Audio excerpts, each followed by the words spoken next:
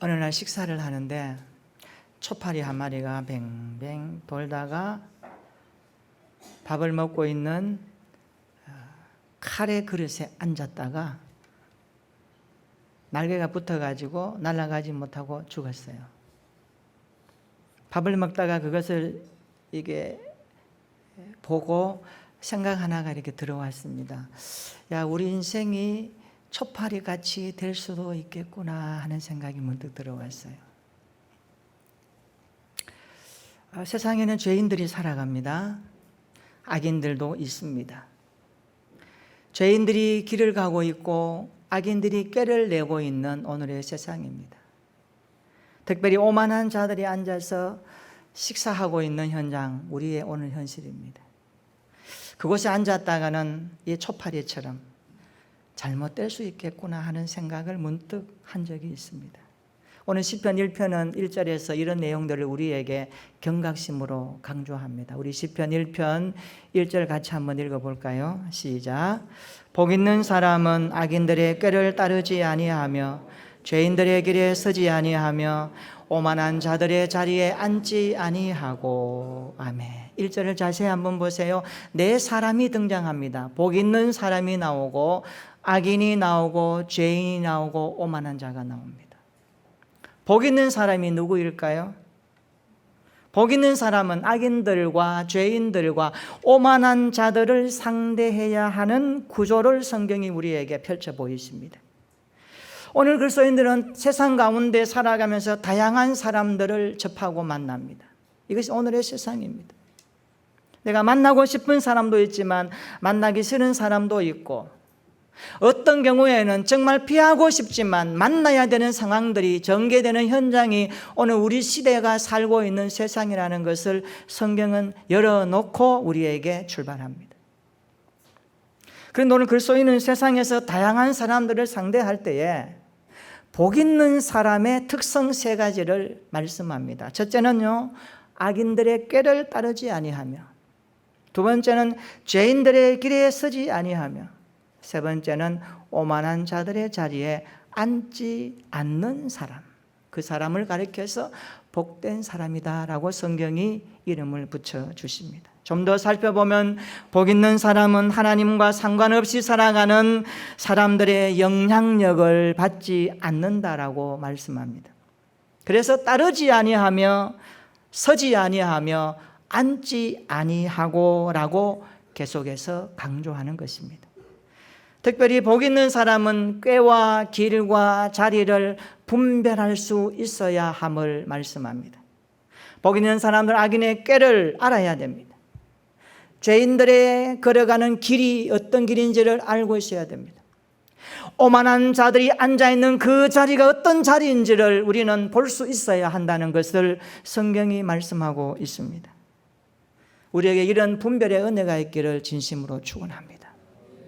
분별할 수 있는 은혜가 있으면 넘어지지 않고 치우치지 않습니다. 분별하지 못하면 넘어갈 수 있고 치우칠 수 있고 빠질 수가 있습니다. 함정이 무엇인지 아는 사람은 그 함정을 피할 수 있는 길을 가지고 있습니다. 오늘도 우리는 바울의 기도처럼 이런 기도가 필요하지 않을까요? 하나님, 우리 모두에게 지혜와 계시의 영을 주셔서 우리의 마음의 눈을 활짝 열어주셔서 세상 가운데 하나님의 뜻이 무엇인지를 분별하며 살아갈 수 있는 힘을 주시옵소서. 기도할 수 있기를 축원합니다. 참으로 이 시대는 어둠의 영이 마지막 시대를 우리에게 고합니다. 하나님 없다는 세상의 많은 문화와 환경들이 기독교 신앙을 얼마나 흔드는지 모릅니다. 이런 시대에 정말 하나님의 사람답게 하나님이 주시는 말씀의 힘을 가지고 기도하면서 성령의 인도함을 받는 저와 여러분들의 신앙생활 되기를 주님의 이름으로 축원합니다. 4절 한번 보십시오. 악인들의 삶은 바람에 나는 겨와 같다라고 말씀합니다. 바람에 나는 겨라고 하는 이 표현은요, 타작마당에서 키질을 할 때에 알곡은 땅에 떨어지고 쭉정이는 바람에 날아가는 것을 비유하는 말씀입니다. 악인들의 삶은 그 끝이 쭉정이와 같이 겨와 같이 껍데기와 같다라는 말씀입니다.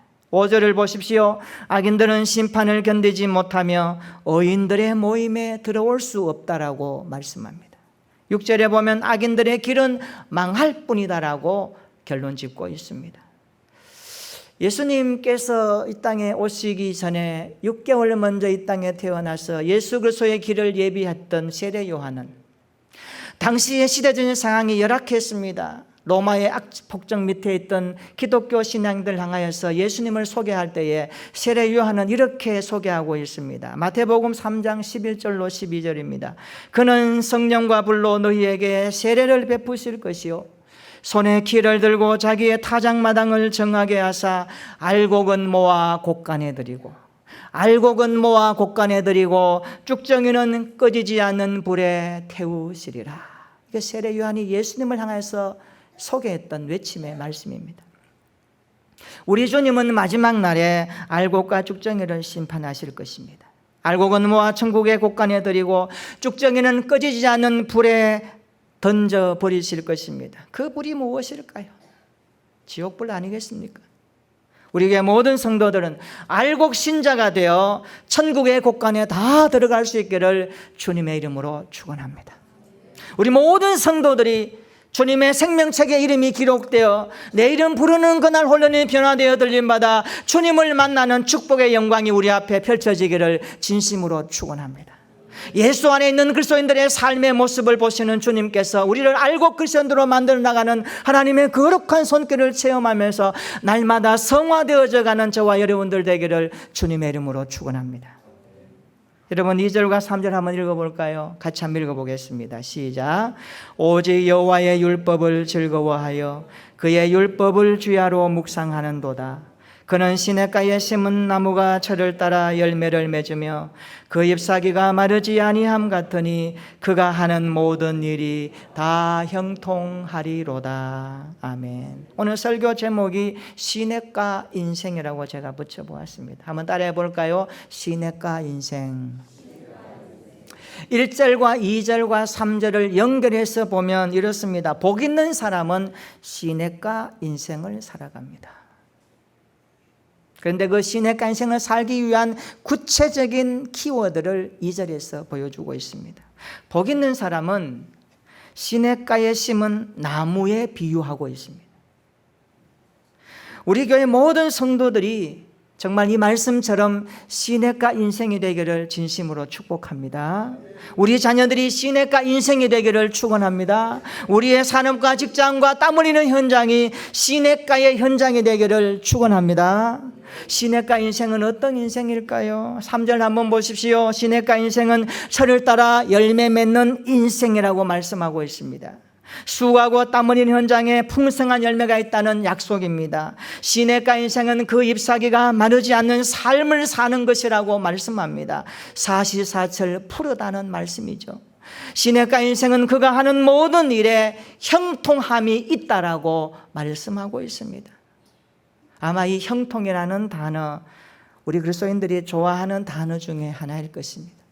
특별히 우리나라 사람은 만사형통이라는 이 단어를 굉장히 좋아합니다. 만사형통, 뜻을 찾아보니까 이런 뜻입니다. 모든 일이 뜻대로 잘 되어지는 것을 만사형통이라고 합니다. 여러분이 계획하고 여러분이 기도하고 여러분이 수고하는 모든 계획들이 뜻대로 잘 이루어지면 얼마나 좋겠습니까? 그런데 성경에서 말하는 형통은 좀 다른 표현을 쓰고 있습니다. 성경에서 말하는 형통이 무엇일까요? 성경은 형통을 무엇이라고 말씀해 주고 있을까요? 우리 성경 한번 찾아볼까요? 창세기 39장 한번 찾아보십시다. 창세기 39장은 보디발의 집에 노예로 팔려간 요셉의 이야기를 기록합니다. 창세기 39장 2절 우리 한번 읽어볼까요? 찾으셔서. 자, 창세기 39장 2절 읽어봅니다. 시작. 여호와께서 요셉과 함께 하심으로 그가 형통한 자가 되어 그의 주인 애굽 사람의 집에 있으니. 3절 읽어봅니다. 3절 시작.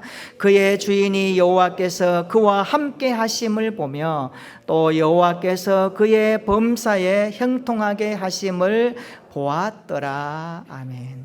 21절에도 보면 이런 내용입니다. 여호와께서 요셉과 함께 하시고 그에게 인자를 더하사 간수장에게 은혜를 받게 하심에. 마지막 23절 후반절에도 보면 이렇게 말씀합니다. 이는 여호와께서 요셉과 함께 하심이라. 여호와께서 그를 범사에 형통하게 하셨더라. 형통이 뭡니까? 창세기 39장에서 요셉의 이야기를 하면서 창세기 저자는 말합니다. 형통이 무엇이냐? 형통은 여호와께서 함께 하시는 그곳이 형통이다라고 말씀하고 있습니다. 할렐루야. 하나님께서 함께 하시는 것이 형통입니다. 하나님께서 함께 하시는 사람의 삶을 살아갈 때에 그것은 형통한 삶을 사는 것입니다. 믿으시기를 축원합니다.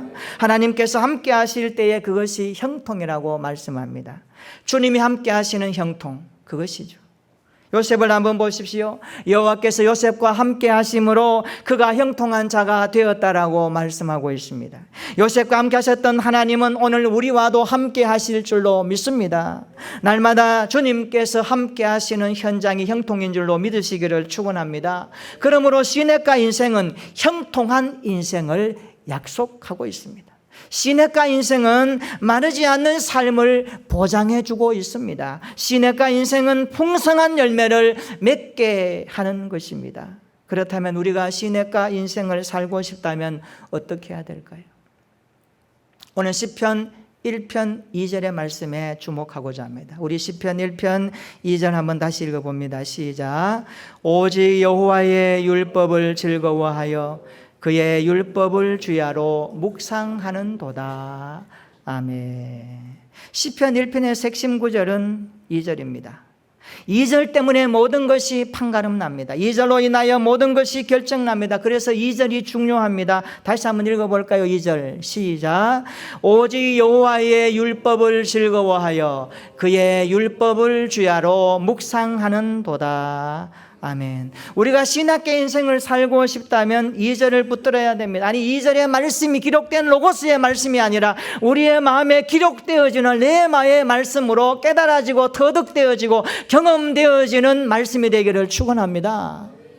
이론적인 말씀이 아니라 우리의 가슴에 살아 움직이는 말씀으로 다가와서 우리의 인생을 바꾸고 우리의 인생을 새롭게 하고 우리의 인생을 다듬어 가시는 레마의 말씀으로 채워되기를 주님의 이름으로 축원합니다. 이 말씀이 무엇이길래 시편 1편에서 말하기를 2절에서 이 말씀을 우리에게 주고 있을까요?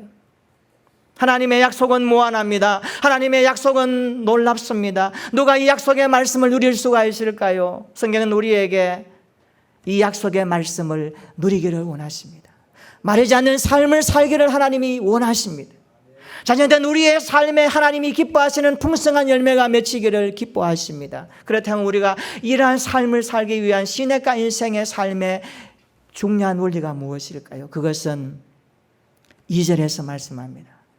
여호와의 율법을 즐거워하고 그 율법의 말씀을 묵상하는 삶을 요구하고 있습니다.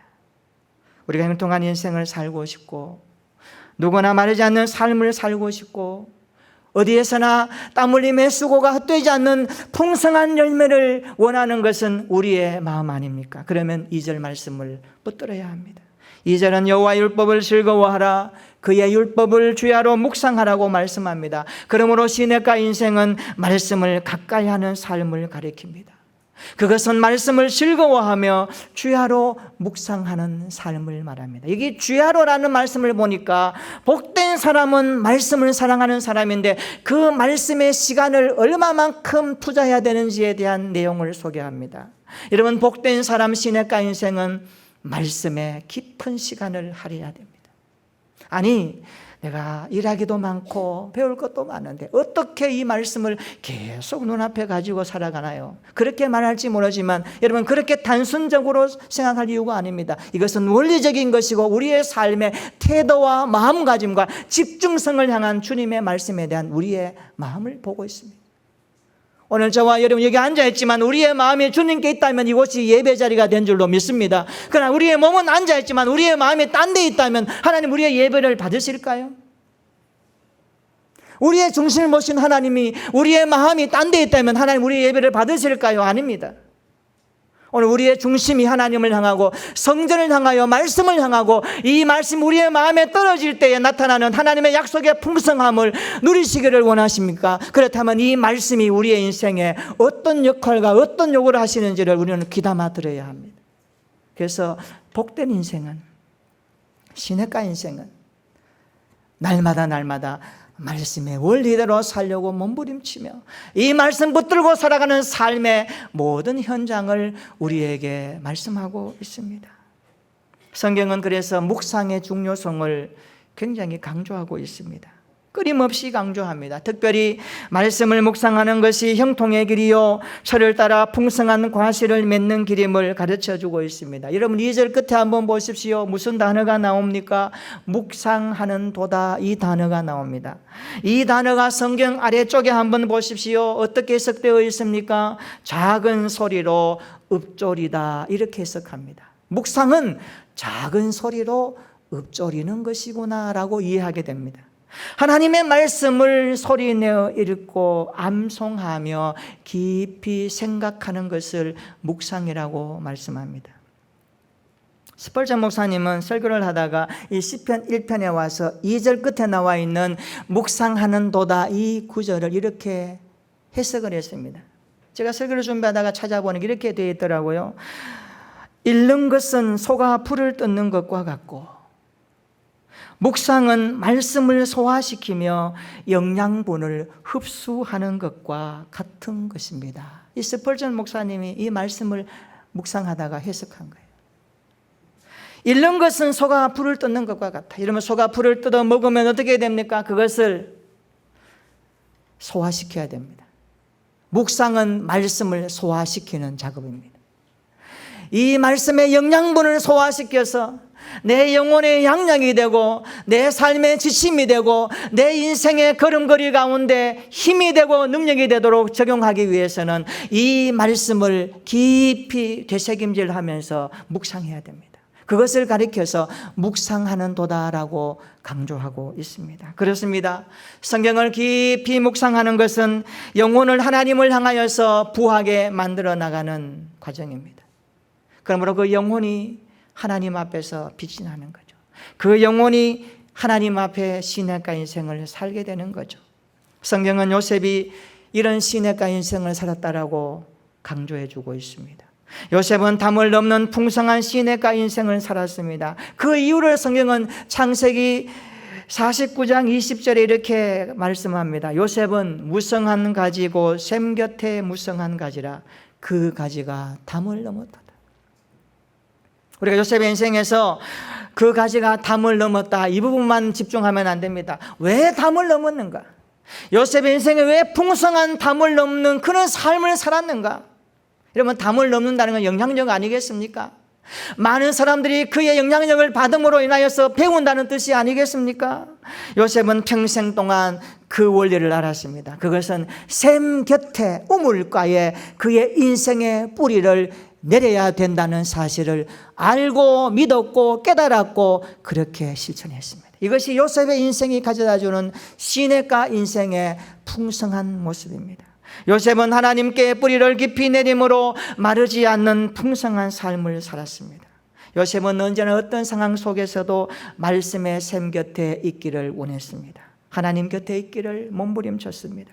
보디발의 아내가 끈질기게 유혹했지만 요셉은 단호하게 거절하며 하나님 앞에서 살았던 사람입니다. 그는 매일 말씀의 물을 마시고 기도의 샘물을 마시면서 그 열악한 환경 가운데서도 하나님이 함께 하시는 그 현장을 바라보면서 형통이 무엇인지를 깨달았던 것입니다. 이것이 시냇가 인생이 주어지는 요셉을 통한 하나님의 교훈입니다. 우리 모두가 이런 인생으로 하나님 앞에 풍성한 신앙생활 되기를 축원합니다. 날마다 말씀의 샘물을 먹고 기도의 샘물을 마시면서 순종의 지경이 넓혀지는 은혜가 있기를 진심으로 축원합니다. 평생 말씀의 시냇가를 떠나지 않는 저와 여러분들의 신앙이 되기를 축복합니다.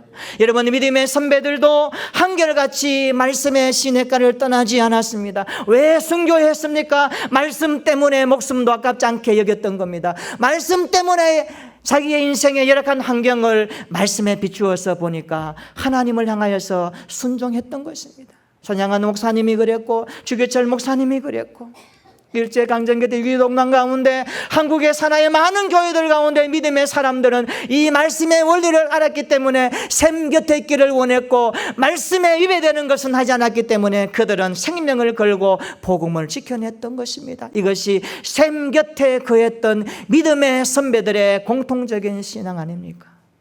우리도 이 믿음을 본받아 하나님 앞에 서는 그날까지 날마다 샘 곁에 말씀 곁에 믿음의 뿌리를 깊이 내릴 수 있는 우리의 모습이 되기를 축원합니다. 말씀의 샘 곁에 머물 때 인생은 자라지 않겠어요? 인생의 푸르름이 있지 않겠어요? 인생의 열매가 오지 않겠어요? 우리가 말씀 곁을 떠나 있으면서 기도할 때 주님 나에게 무엇을 주시겠습니까? 기도하는 것보다 주여 적어도 내가 말씀 곁에 있으면서 몸부림치며 말씀대로 살기 위해서 하나님 앞에 고군분투하는 모습 통하여서 기도할 때에 하나님이 어떤 모습을 더 기뻐하실까요? 저와 여러분들이 날마다 말씀의 샘 곁에 있기를 진심으로 축원합니다. 말씀을 붙들고 살아가는 인생에 하나님은 축복을 약속하셨습니다. 예레미야 17장 7절로 8절에 보면 이렇게 말씀합니다. 그러나 무릇 여호와를 의지하며 여호와를 의뢰하는 그 사람은 복을 받을 것이로다. 그는 물가에 심겨진 나무가 그 뿌리를 강변에 뻗치고 더위가 올지라도 두려워하지 아니하며 그 잎이 청청하며 가무는 해에도 걱정이 없고 결실이 그치지 아니함 같으리라. 할렐루야. 이런 말씀처럼 되기를 진심으로 축원합니다. 우리가 미국의 역대 대통령을 보면 대부분 크리스찬이었습니다. 미국은 청교도인들이 가서 세운 나라이기 때문에 그 밑바닥에 흐르는 모든 것들이 기독교 신앙입니다. 대통령이 선서할 때도 말씀 앞에 선서합니다. 미국이라는 나라가 대단한 나라죠. 짧은 역사지만 세계를 다스리는 나라가 된 것은 우연이 아닙니다. 미국의 힘, 미국의 경제가 이렇게 된 것은 그 밑바닥에 흐르는 말씀이 있기 때문에 그런 거예요. 기독교 신앙 때문에 그래요. 우리가 미국을 바라보면서 도전받는 것은 그것을 배워야 합니다. 미국의 대통령 가운데 유명한 대통령이 참 많습니다. 특별히 아브라함 링컨. 그의 인생은 어떻게 보면 실패 연속이었습니다. 그가 22살에 사업에 손을 댔다가 완전히 망합니다. 23살에 주 의원에 입후보했다가 낙선합니다.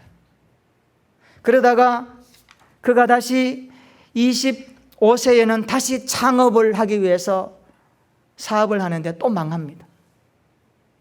26살에는 사랑하는 사람이 죽어버립니다. 그것 때문에 충격을 받아서 우울증까지 걸리면서 인생의 고난을 경험합니다. 그래도 아브라함 링컨은 포기하지 않았습니다.